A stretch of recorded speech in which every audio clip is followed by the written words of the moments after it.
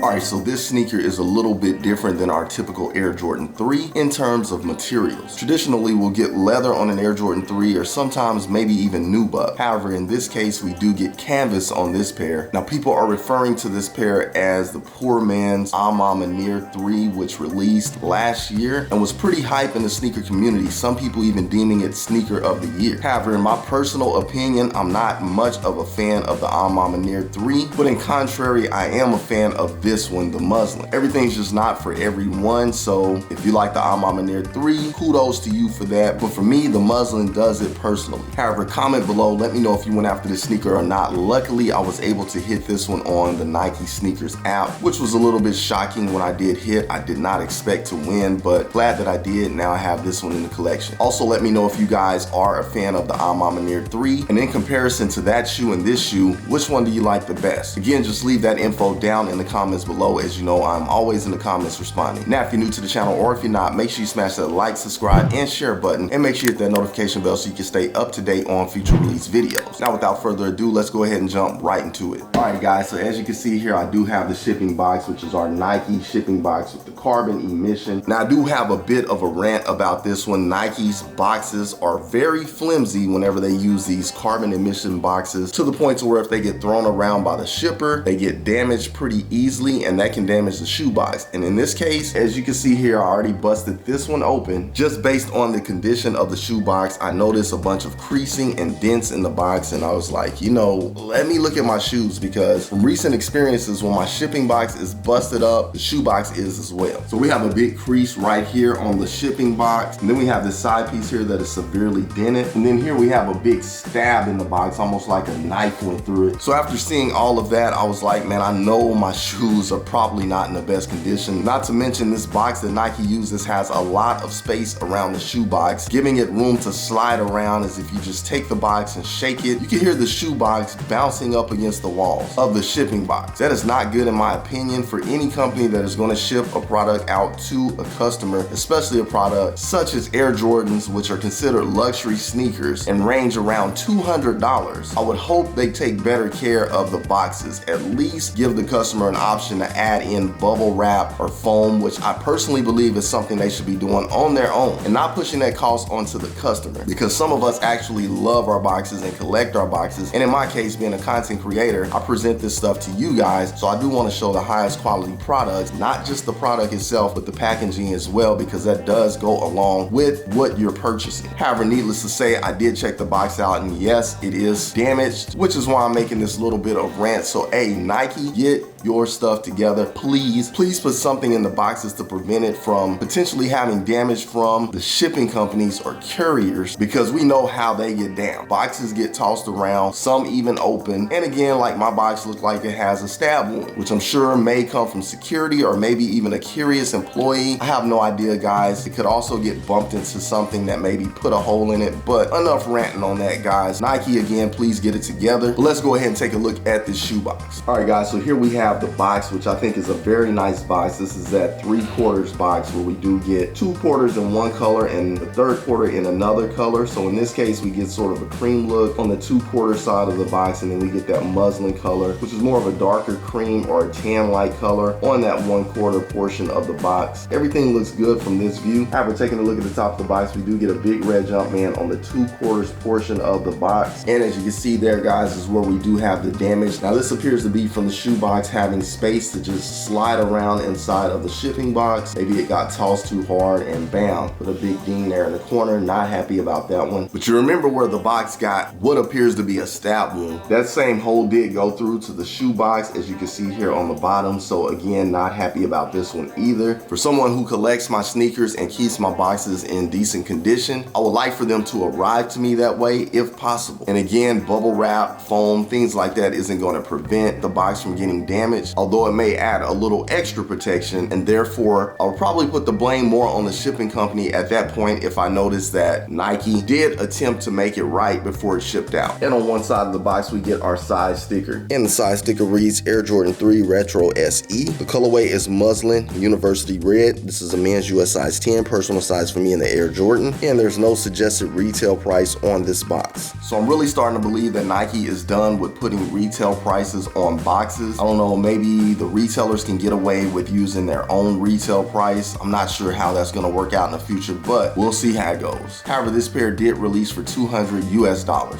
However, let's see what we have under the lid. All right, flipping the lid up on this one, as you can see, we do get that white underneath our lid. Now, I don't see a lot number on this one. Flipping the tissue paper up, as you can see, we get our traditional elephant print tissue paper. And let's go ahead and get the shoe out. And there we have it, guys, the Air Jordan 3 Muslin. Despite the damage on the box, the sneaker is very, very clean. Glad to have this one in the collection. And I'm glad the sneaker did not get damaged like the box did. Let's go ahead and do a quick 360 on this one.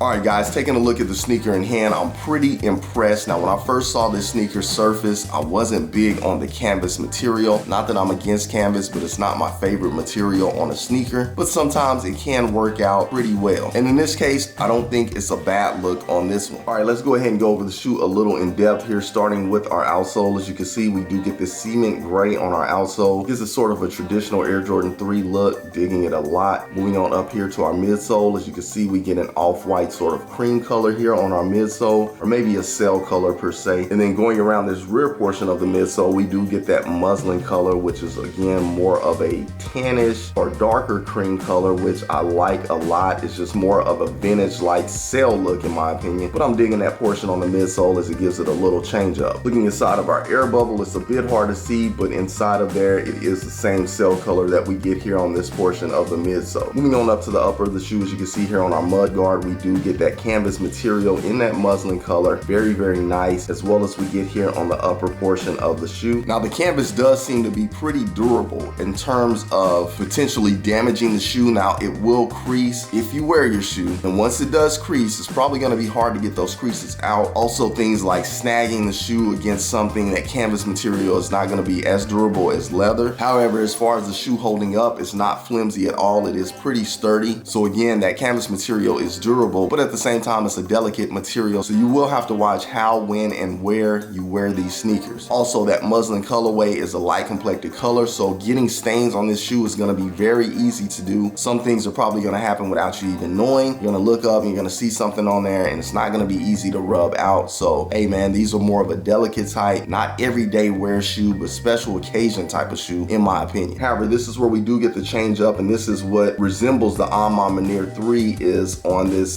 cement gray that we have going around our toe cap is where the traditional elephant print is on an Air Jordan 3, as well as here on our heel piece, but we do get this nice gray suede, similar to what we had on the A Ma Maniére 3. Now it is a really low hair suede. It almost feels felt-like. It almost has a little bit of a roughness to it. To me, I thought this would have been very hairy and a lot more smooth, but it does have a slight roughness to it in my opinion. Stroking it one way, pause, it does have a smoothness, but when you go back the opposite way, it feels a little rough. So not sure how the A Ma Maniére 3 is, and I hate to keep mentioning that shoe, but it is a comparison since this shoe is similar to that one. And I'm not sure about the suede on that, but this one, hey, take my word for it. Going in one motion is very smooth. Now you won't see the strokes, but going the opposite way, it gets a little bit rough. But overall, I'm digging the look. This is the first Air Jordan 3 that I did not have elephant print on, and I dig the look a lot. Very clean, very subtle, very casual. However, moving on up to our eyelids here, we do get these red rings for our eyelids as we see traditionally on the Air Jordan 3. Digging that a lot, just a nice contrast, and at the same time complementary to these other colors. We get more Muslin colored eyelids up here, very nice. As you can see, that color is slightly off from the canvas, but does match this part of the midsole very well, giving it a nice vintage look. And then on up to this last eyelid, we do get that cement gray on the eyelid, which matches well with this portion of the shoe, as well as we get that mesh-like sock liner in cement gray as well. So again, more contrast to the shoe, but complementary as well. Digging it a lot. However, guys, that pretty much wraps it up for the lateral side of the shoe. Moving along. And onto the medial side of the shoe, we get a very similar look as we got on the lateral side of the shoe. However, as you can see here, we do get an extra pair of laces in that cement gray. Very nice. Just adds more contrast to the shoe, but also blends well with the rest of the cement gray on the shoe. So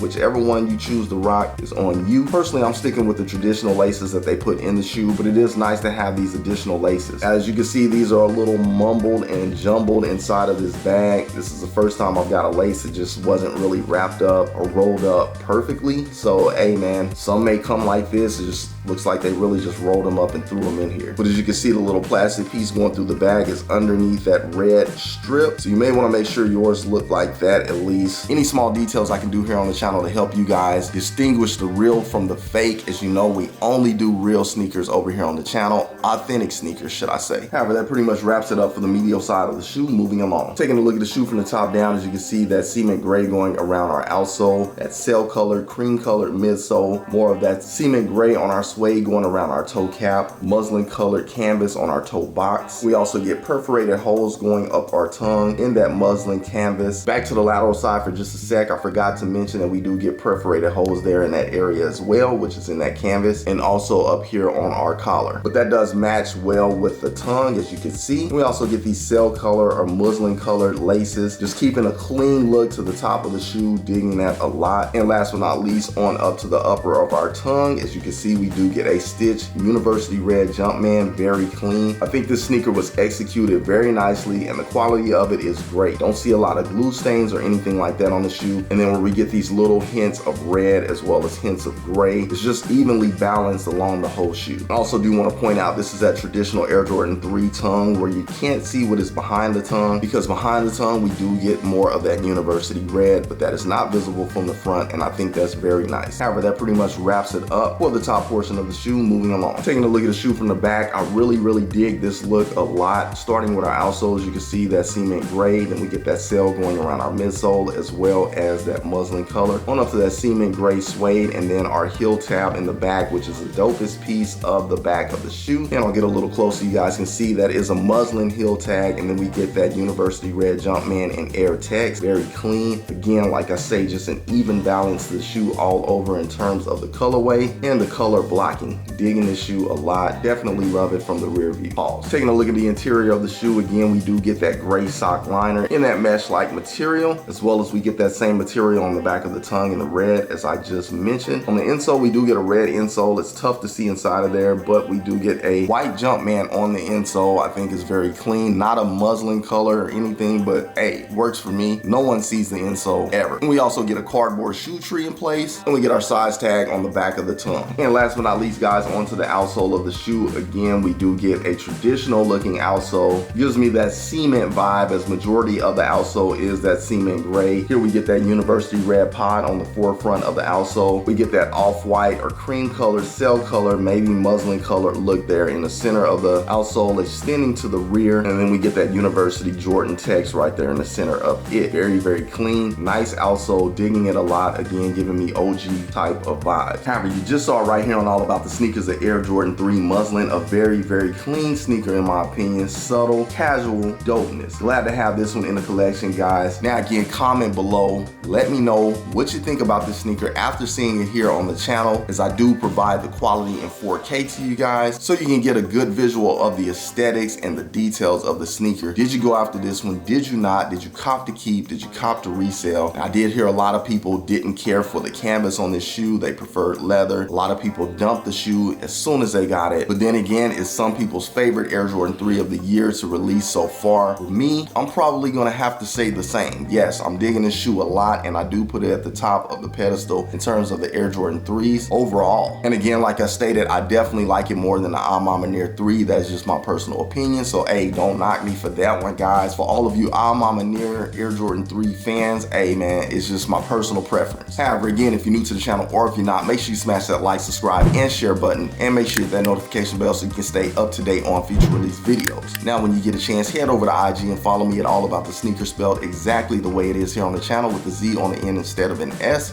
I greatly appreciate it. And I do want to thank you all, as always, for tuning in and rocking with your boy. As you know, I rock with you guys 1000%. However, that is all I have for you guys today on this episode. Until the next episode, keep keeping it all about the sneakers. Once again, it is your boy, All About the Sneakers, signing off. Until the next episode, I will catch you guys later. Salute, I'm out.